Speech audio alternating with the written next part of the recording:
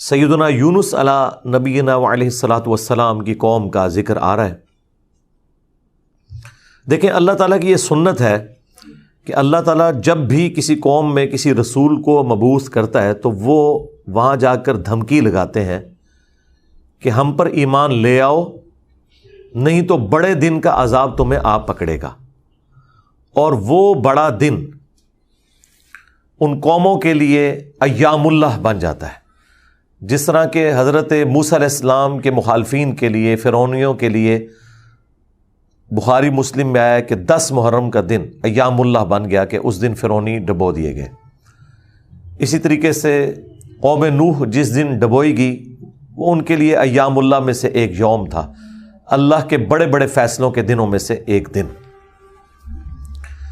تو رسول ہمیشہ یہ دعوت دیتے ہیں کہ ہم پر ایمان لاؤ، اور اگر ایمان نہیں لاؤ گے تو بڑے دن کا عذاب تمہیں آ پکڑے گا، اور الٹیمیٹلی عذاب آتا ہے، اور اللہ تبارک و تعالیٰ اہل ایمان کو انبیاء کے ساتھ بچا لیتا ہے اور مخالفین کو تباہ و برباد کر دیتا ہے، کبھی سمندری طوفان کی شکل میں، کبھی آسمان سے پتھروں کی بارش کی شکل میں، کبھی تیز آندھیوں کے عذاب کی شکل میں، کبھی زمین میں دھسائے جانے کی شکل میں، مختلف شکلوں میں اللہ تعالیٰ کے عذابات آتے ہیں۔ اور یہ رسولوں کے کیس میں ہے، کیونکہ اللہ تعالیٰ نے پیٹ رول رسولوں کے کیس میں بیان کیا ہے، کتب اللہ لأغلبن انا ورسلی۔ اللہ تعالیٰ نے اپنی ڈیسٹنی میں، تقدیر میں یہ بات لکھ دی ہے کہ بے شک میرے رسول اور میں ہی غالب رہوں گا۔ تو ظاہر ہے کہ رسولوں کا غلبہ اسی صورت میں ہوگا کہ جب رسول دھمکی لگانے کے بعد خود قتل نہ ہو جائے، بلکہ ان کے مخالفین تباہ ہو جائیں، اور رسولوں کو اور اہل ایمان کو اللہ تعالیٰ بچا لے۔ ایک ایکسیپشنل کیس سیدنا عیسیٰ علیہ السلام کا ہوا ہے کہ اس وقت تو ان کے مخالفین تباہ و برباد نہیں ہوئے، حضرت عیسیٰ علیہ السلام کو اللہ تعالیٰ نے زندہ آسمانوں پہ اٹھا لیا۔ یہ ایک یونیک ایکسیپشنل کیس ہے، لیکن اس کے بعد سے اب تک یہودی اللہ تعالیٰ کے زیر عتاب ہیں اس حوالے سے کہ انہوں نے اپنی روش درست نہیں کی، اور پھر آخری عذاب کا کوڑا حضرت عیسیٰ علیہ السلام کے ذریعے ہی پڑے گا ان یہودیوں پر، اور وہ جب دنیا میں آئیں گے تو پھر یہودیوں کے خلاف قتال کریں گے۔ دنیا میں ان کا دوبارہ آنے کا مقصد ایک اعتبار سے اس حساب سے بھی بن جاتا ہے کہ انہوں نے اپنی مبارک زندگی میں اپنے مخالفین کے اوپر عذاب نہیں دیکھا تھا، وہ اب جب دوبارہ دنیا میں آئیں گے نا تو وہ عذاب اللہ تعالیٰ ان کے ذریعے ان کے مخالفین پر نازل فرمائے گا۔ یہ بھی ایک حکمت ہے حضرت عیسیٰ علیہ السلام کی دوبارہ دنیا میں آنے کی، اگرچہ یہ ان کی اولادیں ہیں لیکن روش تو انہوں نے نہیں چھوڑی۔ ایک اور ایکسیپشن ہے وہ یونس علیہ السلام کی ہے۔ ان کے کیس میں تو اللہ تعالیٰ نے بالکل ڈیفرنٹ ایک فیصلہ فرمایا کہ یونس علیہ السلام کی قوم نے جب عذاب کے آثار دیکھے تو انہوں نے توبہ کی، اور اللہ تعالیٰ نے ان سب کا ایمان قبول کر لیا، اور وہ قرآن میں آتا ہے کہ 1,00,000 سے بھی زیادہ لوگ تھے جو سارے کے سارے ایک دن میں مسلمان ہو گئے۔ یعنی یونس علیہ السلام کی سال ہر سال کی تبلیغ نے کوئی اثر نہیں دکھایا، جب عذاب کے آثار نظر آئے تو انہوں نے ایمان قبول کر لیا۔ یہ صرف یونس علیہ السلام کی قوم نہیں، باقی قوموں کے بارے میں بھی سورۃ الانبیاء میں آیا کہ جب کبھی بھی رسولوں کے مخالفین پر عذاب آتا تھا تو مخالفین اس عذاب کے وقت پھر چیخیں مارتے تھے اور کہتے تھے کہ یا اللہ ہمیں ایک دفعہ چھوڑ دے، اب ہم تیرے نبی کو مانیں گے۔ سب سے بڑا خبیث فرعون، اس کے بارے میں قرآن میں سورہ یونس میں ہی ہم پڑھ چکے ہیں کہ اس نے بھی موت کے وقت کہا تھا کہ میں ایمان لاتا ہوں موسیٰ علیہ السلام کے رب پر، بنو اسرائیل کے رب پر، اور پھر اللہ تعالیٰ نے جواب میں فرمایا آن، اس وقت اب ایمان لے کر آیا، اس وقت ایمان لانا تجھے کوئی فائدہ نہیں دے گا۔ جو جامع ترمذی میں بھی حدیث ہے کہ موت کے غرغرے سے پہلے پہلے توبہ قبول ہے۔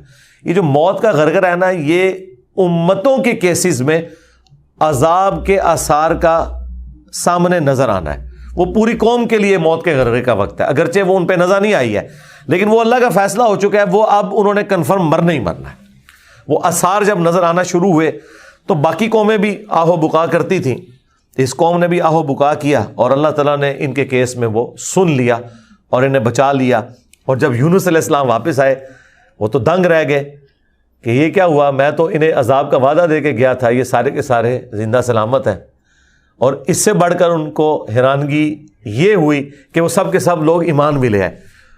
تو اب حضرت یونس علیہ السلام کو وہ غم تو بھول گیا کہ میرا دیا ہوا وعدہ پورا نہیں ہوا. ظاہر ہے ایک امبیرسمنٹ تو تھی کہ آپ قوم کو کہہ کے یہ نکلے ہیں کہ اب تم پہ عذاب آئے گا, اور عذاب نہیں آیا.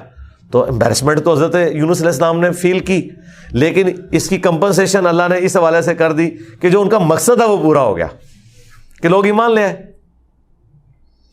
آپ سورۃ الاعراف میں, سورہ ہود میں بھی دیکھیں گے کہ جب کبھی قوموں پر عذاب آتا ہے تو اینڈ پہ وہ قوم کا پیغمبر عذاب دیکھنے کے بعد اپنی قوم سے مخاطب ہو کے کہتا ہے کہ میری قوم, میں نے تو بڑی کوشش کی تھی کہ تمہیں اس عذاب سے بچا لیتا, لیکن تم خود گمراہی پر تلے ہوئے تھے. تو عذاب کے بعد بھی قوموں کا درد پیغمبروں کے سینے میں رہتا ہے, ایک نیچرل چیز ہے. رقیق القلب ہوتے ہیں نا جو پیغمبر ہوتے ہیں. تو یہاں پر جب انہوں نے دیکھا سب ایمان لے ہیں تو ظاہر ہے کہ وہ ایک ہیپی اینڈنگ ہوئی ہے.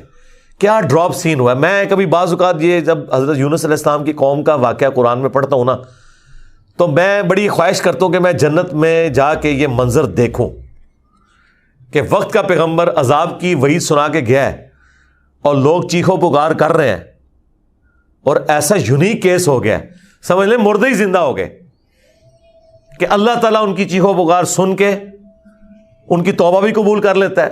اور پھر یونس علیہ السلام جب واپس آتے ہیں ان کی حیرانگی کیا ہوگی. ٹھیک ہے, کیا ڈراپ سین ہوگا. میں کہتا ہوں جی اس طرح کی کوئی ٹریجک فلم نہیں ہو سکتی جو یونس علیہ السلام اور ان کی قوم کی ہے. اور وہ کیوں ہوا؟ صرف یونس علیہ السلام سے ایک اجتہادی خطا ہوئی.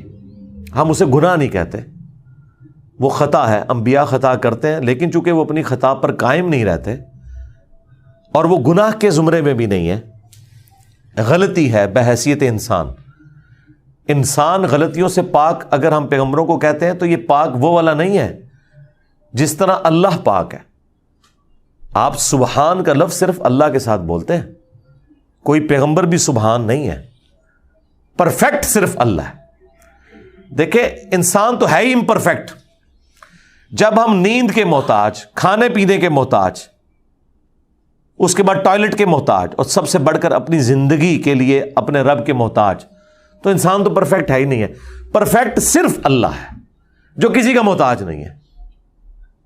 غلطیوں سے پاک صرف اللہ ہے, باقی غلطی تو کسی سے ہو سکتی ہے. لیکن پیغمبر کو ہم جو کہتے ہیں نا کہ پیغمبر غلطیوں سے معصوم ہے, عصمت انبیاء کا عقیدہ, اس کا مطلب یہ ہے کہ وہ گناہ نہیں کرتے. خطا بہرحال ان سے ہو جاتی ہے, اور خطا جب ہوتی ہے تو اللہ تعالیٰ ان کی ریمیڈی فرماتا ہے, ان کی اصلاح کرتا ہے. وہ اپنی خطا پر قائم نہیں رہتے, رجوع کر لیتے ہیں, اور جب رجوع کرتے ہیں تو امت کے لیے وہ رول ماڈل ہوتے ہیں. آج کی ڈیٹ میں رسول اللہ صلی اللہ علیہ وآلہ وسلم معصوم ہے کہ اگر زندگی میں کوئی اجتہادی خطا ان سے ہوئی تو اللہ تعالیٰ نے اس کی ریمیڈی فرما دی اور پھر اس غلطی کو معاف کر دیا. وہ گناہ نہیں تھا, یہ ذہن میں رکھیے گا. گناہ اور غلطی میں فرق ہے. گناہ وہ ہوتا ہے کہ جو پوری وعید معلوم ہونے کے باوجود انسان وہ ایکٹیویٹی پرفارم کر لے. اجتہادی خطا یہ ہوتی ہے کہ وہ ایک ایسی صورتحال اس کے سامنے آئے جس میں اس کے سامنے دو آپشن موجود ہوں, اور اس میں سے وہ ایک ایسا آپشن اڈاپٹ کر لے جو اللہ کی مرضی نہ ہو, اور جو اللہ کی مرضی والا آپشن ہے اسے وہ ترک کر دے. اور یہ وہ بدنیتی پہ نہیں کر رہا, اس کی سمجھ میں ہے ہی ہے اس کا آپشن, وہ نافرمانی سمجھ کے نہیں کر رہا. جس طرح نبی علیہ السلام نے کیا, غزوہ بدر کے قیدیوں کو چھوڑ دیا. سورہ محمد میں یہ آیت نازل ہو چکی بھی تھی کہ جب تک فتنہ مکمل طور پر ختم نہیں ہو جاتا آپ نے ان کو قتل کرنا ہے, اپنے مخالفین کو. قتال کی آپ کو اجازت دی گئی. سورہ محمد کا نام ہی سورہ قتال ہے. ہاں جب فتنہ ختم ہو جائے اس کے بعد جو جنگیں ہوں گی نا, اس کے بعد آپ کی مرضی ہے, چاہے تو فدیہ لے کے کافر قیدیوں کو چھوڑ دیں اور چاہے آپ انہیں قتل کریں. اب بدر کے بعد فتنہ تو ختم نہیں ہوا تھا, لیکن نبی علیہ السلام نے یہ ایزیوم کیا کہ 70 سردار ان کے مر گئے, ان کی کمر ٹوٹ گئی, وہ جو 70 ہم نے قیدی کیے ہیں چلو ہم انہیں فدیہ لے کے چھوڑ دیتے ہیں, شاید یہ لوگ اسلام قبول کر لیں. اپنی شرافت کی وجہ سے نبی علیہ السلام نے ایسا کیا. تو اس پہ پھر اللہ تعالیٰ نے سورۃ الانفال میں آیت نمبر 67 68 میں فرمایا کہ اگر وہ پہلے آیت نازل نہ ہوئی ہوتی نا سورہ محمد کی, تو ہم تمہیں عذاب دیتے اس عمل کے اوپر جو تم نے غزوہ بدر کے قیدیوں کو چھوڑ دیا, کیونکہ فتنہ تو ابھی ختم نہیں ہوا, تمہارا کام تھا قتل کرتے. اور حضرت عمر کا مشورہ بھی یہی تھا بخاری مسلم میں, لیکن نبی علیہ السلام اور حضرت ابوبکر اپنی شفقت کی وجہ سے انہوں نے یہ پلی لی کہ وہ آیت میں آیا نا کہ فتنہ جب ختم ہو جائے تو پھر تمہاری مرضی ہے، تو ہم یہ زیوم کرتے ہیں کہ فتنہ ختم ہو گیا. یہ بدنیتی کی وجہ سے نہیں تھا، واقعی انہوں نے یہ زیوم کیا تھا. لیکن وہ کس قسم کے ناہنجار لوگ تھے. حضرت عمر رضی اللہ تعالیٰ عنہ نے یہ کنکلوڈ کیا کہ نہیں، یہ اس قابل ہیں، یہ قتل ہونے چاہیے. بہرحال وہ اجتہادی خطا اللہ تعالیٰ نے معاف کی. اس طرح باقی انبیاء کرام کے بارے میں حضرت آدم علیہ السلام کی غلطی کا ذکر ہے. موسیٰ علیہ السلام سے بندہ مر گیا تھا، نوح علیہ السلام نے اپنے کافر بیٹے کے لیے دعا کر دی تھی. حالانکہ آج ایک مسلمان، عام مسلمان کو بھی پتہ ہے کہ کافر کی مغفرت نہیں ہو سکتی. تو نوح علیہ السلام کو کیا نہیں پتا تھا؟ بس وہ وقتی طور پر ایک سمجھ لیں ایک باپ کی حیثیت سے ان کا دل پسیج گیا. انہوں نے کہا یا اللہ تو نے وعدہ کیا تھا مجھ سے کہ تو مجھے اور میرے گھر والوں کو بچائے گا، تو میرا بیٹا بھی تو میرے گھر والا تھا. تو اللہ تعالیٰ نے فرمایا کہ اس چیز کا سوال نہ کر جس کے بارے میں تجھے علم نہیں ہے. بڑا کریٹیکل جملہ تھا، اس میں مسئلہ تقدیر بھی چھپا ہوا ہے. ایک تو سمپل معنی ہے کہ اس بارے میں مجھ سے سوال کیوں کر رہا ہے؟ تم نے کب یہ ایزیوم کر لیا کہ تمہارے گھر والے اگر کفر کریں گے تو میں انہیں چھوڑ دوں گا؟ گھر والوں سے مراد وہ گھر والے تھے جو ایمان لے کر آئیں گے. آپ کی بیوی نہیں لائی، ایک بیٹا نہیں لایا، باقی گھر والے لے آئے ایمان، تو بچ گئے. اور دوسرا یہ جو جملہ تھا نا کہ اس چیز کا سوال نہ کر جس کے بارے میں تجھے علم نہیں، سورہ ہود میں آیت نمبر 46 میں، اور اے نوح جاہلوں میں شمار نہ ہو. یہ بڑا سخت جملہ ہے. یہ مسئلہ تقدیر کی طرف اشارہ ہے کہ تجھے نہیں پتا کہ میری تقدیر میں یہ لکھا ہے کہ یہ نبی کا بیٹا ہونے کے باوجود بھی اللہ کے علم میں یہ جہنمی ہے. وہ اللہ تعالیٰ نے اسے جہنمی نہیں بنایا بلکہ اپنے کرتوتوں کی وجہ سے. تو اللہ کی تقدیر کے اوپر تو کسی کا بھی علم نہیں ہے نا جب تک اللہ تعالیٰ مطلع نہ کر دے. یہ بہت کریٹیکل ایشو ہے، اس لیے میں نے الگ سے ایک ویڈیو اس پہ ریکارڈ کروائی ہے. عصمت انبیاء کا عقیدہ، اس کا ٹائٹل ہے انبیاء گناہ نہیں کرتے.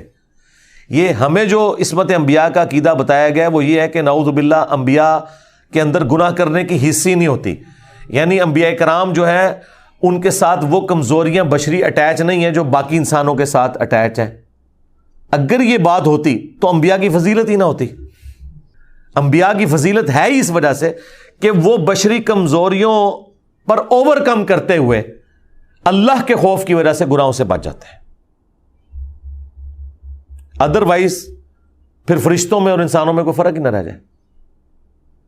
تو یہ ہے اصل چیز جو انہیں فضیلت میں لے جاتی ہے عام انسانوں کی نسبت، کہ وہ اللہ کا اتنا خوف رکھتے ہیں کہ وہ گناہوں سے بچتے ہیں. رہی لغزش، اجتہادی خطا، وہ ہو سکتی ہے. تو میں نے وہ انبیاء گناہ نہیں کرتے اس میں تفصیل کے ساتھ واقعات مختلف قرآن سے بیان کیے. سورہ یوسف میں ہے کہ اس عورت نے یوسف کا قصد کیا، یوسف بھی عورت کا قصد کر لیتا اگر اپنے رب کی برہان نہ دیکھتا. اب اندازہ کریں، اللہ تعالیٰ فرما رہا ہے کہ یوسف علیہ السلام بھی اس برائی میں پڑ جاتے اگر اللہ تعالیٰ انہیں ایک خاص نشانی نہ دکھاتا. وہ قرآن میں تو رپورٹ نہیں ہوئی، اسرائیلی روایتوں میں آتا ہے کہ اللہ تعالیٰ نے اس وقت حضرت یوسف علیہ السلام کو اپنے والد کی شبیہ دکھا دی تھی حضرت یعقوب علیہ السلام کی، اور وہ انگلی سے یوں اشارہ کر رہے تھے کہ یہ کام نہیں کرنا تم نے. یا اس وقت شیطان بھیانک شکل میں انہیں نظر آ گیا کہ یہ شیطان مجھ سے برائی کا کام کروانے لگا ہے. بہرحال کوئی نشانی اللہ نے دکھائی ہے قرآن میں ہے اور اس کی وجہ سے وہ برائی سے بچے ہیں. اس کا مطلب ہے کہ ان میں مادہ موجود تھا لیکن اللہ نے انہیں بچایا ایک نشانی کے ذریعے. تو انبیاء کی اللہ تعالیٰ حفاظت کر لیتا ہے. یونس علیہ السلام سے جو آپ سمجھ لیں اجتہادی خطا جسے ہم گناہ نہیں کہتے، وہ یہ ہوئی کہ جب مقررہ وقت کے اوپر قوم یونس ایمان نہیں لے کر آئی تو یونس علیہ السلام نے انہیں کہا کہ اب 3 دن بعد عذاب آ جائے گا. جو اللہ نے وعدہ کیا تھا کہ یہ ان کا سمجھ لیں ٹائم اینڈ ہو رہا ہے، اس ٹائم لائن کے بعد عذاب آنا ہے. لیکن ساتھ یہ ضروری تھا کہ اللہ تعالیٰ کی وحی کا انتظار کرنا ہے اس علاقے کو چھوڑنے سے پہلے. تمام انبیاء جب قوموں کو وحی سناتے ہیں نا تو پھر اللہ تعالیٰ کی وحی کی اجازت کے بعد اس علاقے کو چھوڑتے ہیں. نبی اسلام نے بھی ہجرت دیکھیں اینڈ پہ کی ہے، ایویں نہیں، مطلب آپ خود سے نہیں نکلے، اللہ تعالیٰ کی وحی کے ذریعے نکلے. قرآن میں سورۃ الانفال میں آیا تھا کہ یہ جب کافر کہتے تھے نا کہ ہم پر عذاب کیوں نہیں نازل ہوتا، ہم نبی کا انکار کر رہے ہیں، تو اللہ تعالیٰ نے فرمایا کہ جب تک اے نبی تم ان میں موجود ہو ہم ان کو عذاب نہیں دیں گے. اللہ کی سنت ہے کہ جب کبھی کسی قوم کو عذاب دینا ہوتا ہے نا تو اس قوم میں سے انبیاء اور اہل ایمان کو الگ کرتا ہے، پھر باقی کی قوم پر عذاب آتا ہے، اور وہ اللہ تعالیٰ نے نکالا اور غزوہ بدر میں لا کے ڈبویا ان کو، جس طرح فرعونیوں کو اپنے محلات سے نکال کے سمندر میں غرق کیا تھا، مشرکین عرب کو اپنے گھروں سے نکال کر بدر میں ڈبویا صحابہ کرام کی تلواروں کے ذریعے۔ یہ عذاب استیصال کی ایک قسط ان پر آئی تھی۔ تو یونس علیہ السلام نے ازیوم کیا کہ ظاہر ہے کہ اس کے بعد عذاب تو آنا ہی ہے، لیکن ان کی شان اس سے بلند تھی کہ وہ وحی کا انتظار کیے بغیر نکل گئے۔ بس جب وہ نکلے، جس کشتی میں سوار ہوئے، وہ کشتی جو ہے وہ بھنور میں پھنس گئی، اور ان کی اپنی ایک نارمز چل رہی تھیں کہ اگر کشتی بھنور میں پھنس جائے تو یہ اس چیز کی علامت ہے کہ کوئی غلام اپنے آقا کی اجازت کے بغیر بھاگ کر آ گیا۔ پھر وہ قرعہ اندازی کرتے تھے، اور جس کے نام قرعہ نکلتا تھا اس کو فدیے کے طور پر وہ سمندر میں ڈال دیتے تھے۔ پہلی دفعہ قرعہ اندازی کی گئی، بیلٹنگ، تو حضرت یونس علیہ السلام کا نام نکلا۔ ان کا نہیں یونس علیہ السلام تو اس طرح ہو ہی نہیں سکتا۔ دوسری بار، تیسری بار، تینوں بار یونس علیہ السلام کا نام نکلا قرعہ اندازی میں۔ تو یونس علیہ السلام نے، اچھا قرآن میں اشارتاً اس کا ذکر ہے، اسرائیلی روایتوں میں تفصیل کے ساتھ ہے، لیکن یہ بالکل قرآن میں فٹ ان بیٹھتی ہیں۔ یعنی آپ کو یہ تو بتایا گیا کہ یونس السلام مچھلی کے پیٹ میں رہے، تو وہ مچھلی کے پیٹ میں پہنچے کیسے تھے؟ مچھلی کے پیٹ تک پہنچنے کے لیے تو آپ کو ابدوز چاہیے، نیچے ہے مچھلی، اتنی بڑی ویل مچھلی ہے، کوئی چھوٹی مچھلی کے پیٹ میں تو رہ نہیں سکتا بندہ۔ تو وہ حضرت یونس علیہ السلام کو انہوں نے سمندر میں پھینک دیا۔ یونس علیہ السلام نے خود ہی کہا، ان کو کلک کر گیا کہ یہ معاملہ میرے اینڈ پہ ہے۔ انہوں نے کہا بھائی مجھے پھینکو، تم، مجھے سمجھ آ گئی ہے، ظاہر فوراً کلک کر گیا کہ یہ معاملہ خراب میرے سے ہی ہو گیا۔ وہ ان کو سمندر میں پھینک دیا، تو اللہ کے حکم سے ایک مچھلی نے انہیں نگل لیا۔ یہ قرآن میں ہے، قرآن میں آگے تفصیل نہیں ہے کہ کتنے دن تک، لیکن تورات میں ملتا ہے کہ 3 دن اور 3 رات تک وہ مچھلی کے پیٹ میں رہے۔ یہ ویسے پبلک مشہور ہے 40 دن، نہیں 3 دن ہے، بس وہی 3 دن، وہ جو 3 دن عذاب آنے تھے نا، وہ 3 دن انہوں نے مچھلی کے پیٹ میں گزارے، اور وہ 3 دن ان کی قوم نے زندگی موت کی کشمکش میں گزارے ہیں کہ ابھی عذاب آیا کہ آیا۔ ٹھیک ہے، توبہ ہے نہیں ہوئی کہ آئی ایم سوری تے توبہ قبول ہو گئی ہے، نہ 3 دن انہوں نے پی کٹی ہے بھائی جی۔ یہاں تو لوگ 1 دن جیل نہیں کاٹ سکتے، 3 دن تک انہوں نے وہ تکلیف کاٹی ہے، پھر اللہ تعالیٰ نے ان کی توبہ قبول کی ہے۔ اور یہاں پہ حضرت یونس علیہ السلام 3 دن تک مچھلی کے پیٹ میں، اندھیرے میں، اور دیکھیں اللہ نے ان کو ایسے کلمات سکھا دیے، مختصر تھے، پرفیکٹ تھے، بہترین توبہ، لا الہ الا انت سبحانک۔ سورۃ الانبیاء میں یہ دعا آئی ہے، اے اللہ تیرے سوا کوئی معبود نہیں، اور تو پاک ہے نا، پاک تو غلطی نہیں کر سکتا، انی کنت من الظالمین، بے شک میں ہی ظالموں میں ہوں، میں انسان ہوں، انسان سے غلطی تو ہوگی۔ تو یہ دعا اتنی اللہ کو پسند آئی کہ سورہ الصافات میں ہے کہ یونس اگر مچھلی کے پیٹ میں ہمیں ان الفاظ کے ساتھ یاد نہ کرتے تو پھر مچھلی کے پیٹ سے اسی دن نکالے جاتے جس دن مردے اپنی قبروں سے نکالے جائیں گے، قیامت کے دن تک مچھلی کے پیٹ میں رہتے، یعنی مچھلی کا پیٹ ان کی قبر بن جاتی۔ اتنا غصہ ایک جملے نے ٹھنڈا کر دیا، اور ساتھ اللہ نے فرمایا کذالک ننجی المؤمنین، ہم اہل ایمان کو اسی طریقے سے نجات دیں گے، یعنی جو بھی یونس والے طریقے سے ہماری طرف متوجہ ہوا اسے بھی ہم نجات دیں گے۔ یہ دعا ہمیں اتنی پسند ہے کہ جو ان الفاظ کے ساتھ ہم سے معافی مانگے گا ہم اسے بھی نجات دیں گے۔ جامعہ ترمذی میں حدیث ہے، جو یونس علیہ السلام کی دعا کے ذریعے اللہ کی طرف متوجہ ہوا اللہ تعالیٰ کبھی اسے محروم نہیں لوٹائے گا۔ لا الہ الا انت سبحانک انی کنت من الظالمین، اور جمع کے صیغے سے پڑھیں گے تو لا الہ الا انت سبحانک انا کننا من الظالمین، وہاں تھا انی کنت من الظالمین، یہ ہے انا کننا من الظالمین۔ دونوں طریقے سے آپ دعا مانگ سکتے ہیں، بہترین دعا ہے یہ، اسم اعظم ہے دعاؤں کی قبولیت کے لیے۔ قرآن میں بھی ہے کذالک ننجی المؤمنین، اور جامعہ ترمذی میں بھی آیا ہے کہ جو اس دعا کے ذریعے اللہ کی طرف متوجہ ہوگا اللہ تعالیٰ اسے محروم نہیں لوٹائے گا. لہذا جو جامعہ ترمذی میں حدیث ہے نا کہ اللہ کی حمد اور دروشی پڑھ کے دعا کرو تو قبول ہوتی ہے, تو وہ اللہ کی حمد میں نا آپ اس کو شامل کریں, لا الہ الا انت سبحانک انی کنت من الظالمین. یہ اللہ کی بیسٹ حمد بھی ہے اور بیسٹ استغفار بھی ہے, اور ایسا استغفار ہے کہ اللہ کی رحمت کو ٹریگر کرنے والا ہے. دیکھیں آپ نے اللہ تعالیٰ کی کس چیز کو ہائی لائٹ کی ہے کہ یا اللہ تو پاک ہے, تو غلطی کر نہیں سکتا, اس کی عظمت مان لی, اور پھر ساتھ ہی کہا کہ مجھے تو نے بنایا ہی ایسا ہے کہ میں غلطی کروں گا, تو دیکھ میں کمزور ہوں, میں مان رہا ہوں میں غلطی کروں گا, تو کر بیٹھا ہوں تو معاف کر دینا. اس سے بیسٹ انداز نہیں ہو سکتا اپنی غلطیوں پر معافی مانگنے کا. تو یہ حرز جاں بنائیں, لا الہ الا انت سبحانک انی کنت من الظالمین. یقین کریں یہ دعا آپ کے سامنے یونس علیہ السلام ہو, مچھلی کا پیٹ, گپ اندھیرا, 3 دن 3 رات, دنیا میں کوئی آ کے آپ کو ریسکیو نہیں کر سکتا, اور موت سامنے نظر آ رہی ہے. حضرت یونس علیہ السلام اسی طریقے سے بچے ہیں جیسے مردہ کو زندہ ہو جائے. اور یہاں لوگ کہتے ہیں بڑا گرم ذکر ہے جی, خوشبو لا کے کرنا چاہیے اور صاف ستھری جگہ. بھائی جس نے یہ کیا تھا اس سے زیادہ تعفن والی جگہ کوئی نہیں تھی, مچھلی کا پیٹ. یہ تو چلتے پھرتے, نہ اس کے لیے وضو ہونا شرط ہے, نہ اس کے لیے غسل ہونا شرط ہے, اس کے لیے صرف ایک نیک نیتی کے ساتھ اللہ کی طرف متوجہ ہونا شرط ہے کہ آپ مان لیں کہ آپ کمزور ہیں, طاقتور وہ ہے, آپ غلطی کریں گے وہ غلطی نہیں کرتا, آپ معافی مانگیں گے وہ معافی دینے والا ہے. اللہ بھی التواب ہے اور بندے بھی توبہ کرنے والے ہیں. اللہ کی توبہ یہ ہے کہ جب آپ اللہ کی طرف رجوع کرتے ہیں, توبہ کا مطلب ہوتا ہے رجوع لانا, تو اللہ آپ کی طرف رجوع لے آتا ہے. جو بخاری مسلم میں حدیث ہے کہ جو شخص توبہ کر کے اللہ کی طرف رجوع لاتا ہے تو اللہ کو اس شخص سے زیادہ خوشی ہوتی ہے کہ جو اکیلا ریگستان میں ہو, اچانک اس کی سواری غائب ہو جائے اور وہ اپنی موت کا انتظار کرنا شروع کر دے, اور پھر تھوڑی دیر بعد وہ سواری واپس آ جائے جس پہ اس کا سامان لدا ہوا ہے, اسے نئی زندگی ملے, اور وہ اتنا خوش ہو کہ اس کی زبان سے نکل جائے اے اللہ تو میرا بندہ میں تیرا رب, من شدت الفرح, خوشی کی شدت کی وجہ سے. حالانکہ اس نے یہ کہنا تھا کہ اے اللہ میں تیرا بندہ تو میرا رب.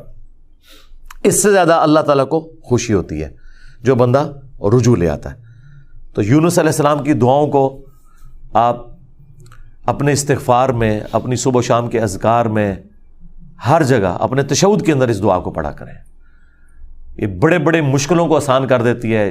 یار آپ دیکھیں ایک بندے کو اپنی موت سامنے نظر آ رہی ہے اور اس موت میں سے اسے زندگی مل جائے, بس جب آپ نا امیدی کے اینڈ پر پہنچے ہوں اور آپ کو کوئی امید نظر نہ آئے تو آپ یہ پڑھیں لا الہ الا انت سبحانک انی کنت من الظالمین.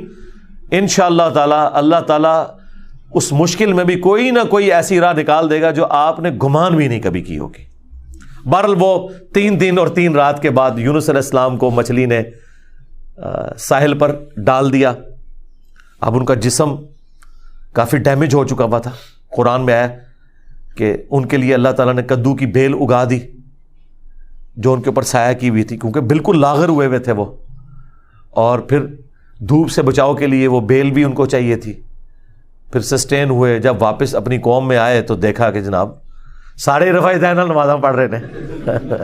انہوں نے کہا پوری زندگی بخاری مسلم دی حدیثاں دکھائیاں, انہیں رفع دین نہیں شروع کیتا, اچانک کیا ہو گیا ہے. یعنی وہ سارے کے سارے مان لیں. یہ میں آج کے دور میں ٹرانسلیٹ کر رہا ہوں. پھر کہنے کے کتنے لکھے ہیں سرکار. دیکھیں اللہ تعالیٰ ہر دور میں اپنے بندے بھیجتا ہے جو اس دور کی لینگویج میں ان کو وہ بات سمجھاتے ہیں. تو انہوں نے دیکھا بھی انقلاب یہ کہاں سے آ گیا, سارے اونچی آمین کہہ رہے ہیں, سارے رفع الیدین سے نماز پڑھ رہے ہیں, سارے نے جڑے اپنی شلواریں جھونگ لیاں نے, کیا ہو گیا ہے. تو پتہ چلا کہ جناب اللہ تعالیٰ نے معاف کر دیا ان کو. اور یہ ایک ایسا ایکسیپشنل واقعہ ہے جو اللہ تعالیٰ کی پوری بنائے ہوئے پلان کے اندر, پوری ڈیسٹنی میں, پوری انسانی تاریخ میں اور کسی کے لیے نہیں ہوا. اس خاص واقعے کی وجہ سے ہی اس سورت کا نام سورہ یونس ہے. اگرچہ یونس علیہ السلام کا ذکر آپ نے دیکھ لیا, بس یہ اتنا صحیح آ رہا ہے. یہ باقی پورے واقعات قرآن میں سکیٹرڈ فارم میں ہے.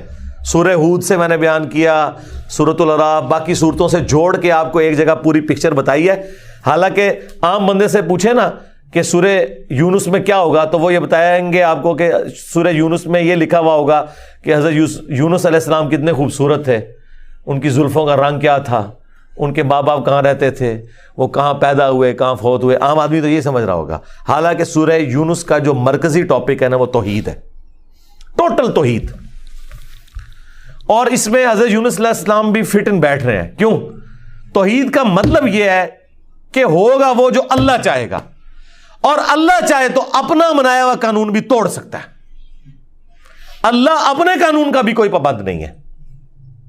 لیکن یہ دنیا کے اعتبار سے، آخرت کے لیے نہیں. آخرت کے لیے اللہ نے قرآن میں یہ بتایا کہ میں اپنے وعدے کے خلاف نہیں چلوں گا. آخرت اللہ کا قانون نہیں ہے، وعدہ ہے. اور اگر اللہ وعدہ توڑتا ہے نا تو وہ اللہ نہیں رہتا، کیونکہ جو وعدہ پورا نہ کرے وہ جھوٹا ہوتا ہے، اور جھوٹ اللہ کی طرف منسوب نہیں. لیکن دنیا میں اللہ تعالیٰ اپنے بنائے ہوئے قوانین توڑ دیتا ہے. وہ اللہ کے کوئی وعدے نہیں ہے. اللہ کا قانون ہے کہ آگ جلائے گی، ابراہیم کو نہیں جلایا، تو اللہ تعالیٰ کو اس سے کوئی فرق نہیں پڑتا. یہ اللہ کا کوئی وعدہ نہیں تھا. چھری کاٹتی ہے، اسماعیل علیہ السلام کو نہیں کاٹا، یہ اللہ کا قانون ٹوٹا. سمندر میں انسان غرق ہو جاتا ہے، موسیٰ علیہ السلام کے لیے راستہ بن گیا، یہ اللہ کا قانون ٹوٹا معجزے کے طور پر. آخرت میں کوئی قانون نہیں ٹوٹے گا. جو مواہد دنیا سے گیا، اللہ کا تابع فرمان، پیغمبروں کا مطیع، پھر اس پہ تقدیر غالب نہیں آئے گی کہ نہیں جی اے تیری میں ایک گل سنبھال کے رکھی ہے لہذا تو زیرو نل ملٹیپلائی ہو گیا. نہیں، وہاں بھائی نیکیاں تولی جائیں گی.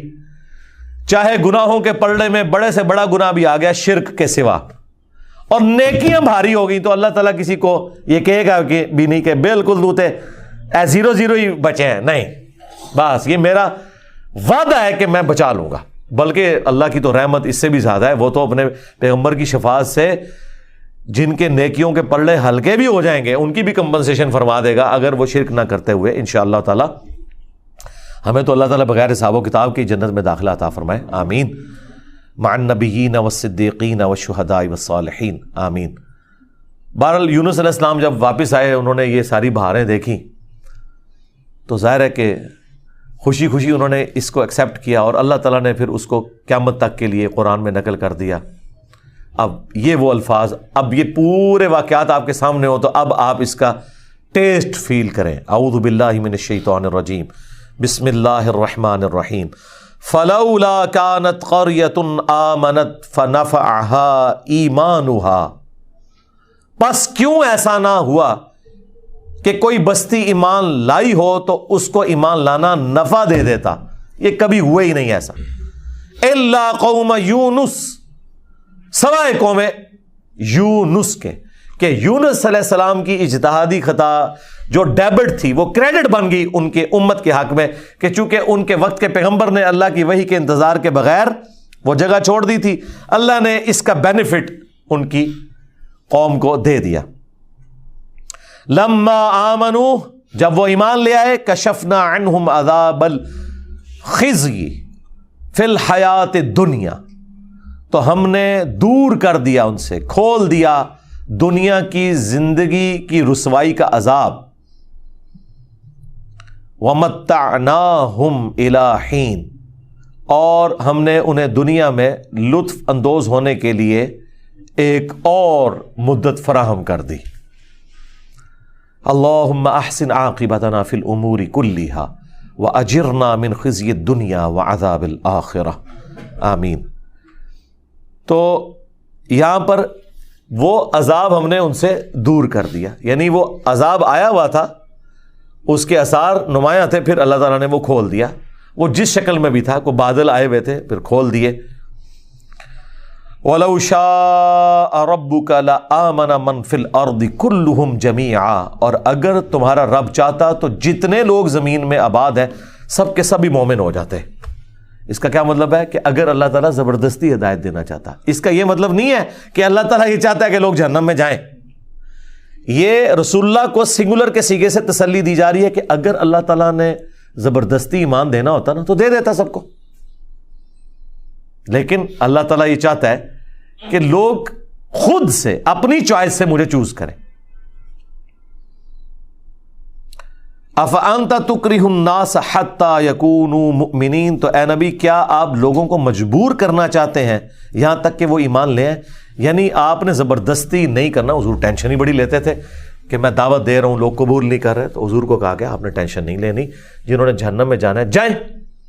سورۃ البقرہ میں آیا کہ ہم آپ سے نہیں پوچھیں گے لوگ جہنم میں کیوں پہنچ گئے. سورہ طٰہٰ میں آیا کہ ہم نے قرآن اس لیے نازل نہیں کیا کہ آپ مشقت میں پڑھ دیں.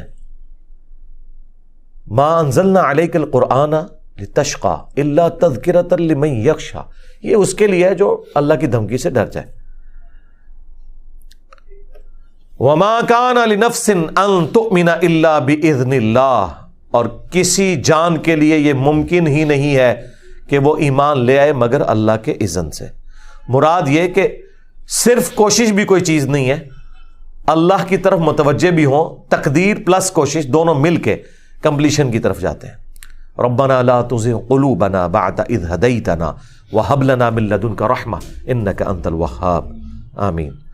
وَيَجْعَلُ الرِّجْسَ عَلَى الَّذِينَ لَا يَعْقِلُونَ, اور اللہ تعالیٰ کی سنت ہے کہ وہ گندگی ڈال دیتا ہے ان لوگوں پر جو بے سمجھ ہیں, یعنی جو اپنی عقل کو استعمال نہیں کرتے ان پر اللہ گندگی ڈال دیتا ہے, انہیں حق بات سجائی نہیں دیتی, اور دوسروں کو اللہ تعالیٰ ان کی کوشش کی سبب ایمان دے دیتا ہے. اس کو آپ دنیا میں مثال سے سمجھیں, ایک ہی بارش برستی ہے نا, زرخیز زمین پر برستی ہے تو وہاں سے کھیتی نکلتی ہے, اور گندگی کے ڈھیر پہ جب وہ بارش پڑتی ہے تو بدبو نکلتی ہے. اس میں بارش کا قصور نہیں ہے, اس گندگی کے ڈھیر کا ہے. ایک شخص نے اپنے آپ کو خود گندگی کا ڈھیر بنا لیا کہ اس نے حق بات قبول نہیں کرنی, تو اس کا اینڈ رزلٹ یہی نکلنا ہے کہ اس سے آپ پورا قرآن گزار دیں, اس سے کوئی فرق نہیں پڑے گا.